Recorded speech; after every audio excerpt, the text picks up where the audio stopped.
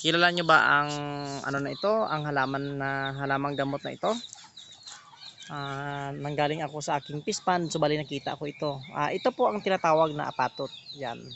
Apatot o morinchi. Yan. Yan ang kanyang puno, maliit lang po ang kanyang puno. Yan, at saka yan po ang kanyang bunga. Ito din po ang kanyang mga dahon. Kung tingnan nyo po ay parang virus po.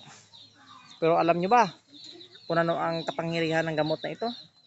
Alam nyo ba kung anong mga kaya niyang malunasan na mga sakit? Ito po ay anti-cancer po. Pag mayroon pag mayroon po kayong mga gamot po, sakit po na mga cancer, ito po ang lagain nyo at saka inumin. Ito po ay gamot talaga sa mga breast cancer. Sa lahat po ng mga cancer, ito po ang gamot. Yan. Morinchi yan o apatot. Ang kanyang bunga parang bilog-bilog na parang virus. Yan po ang kanyang mga dahon. Napakaganda po itong apatot na ito. Napatunayan ito at subok po itong gamot ang apatot na ito. Yan. Ito ang kanyang ano. Yan. Parang mabaho ito. Yan, ito na po siya pagluto.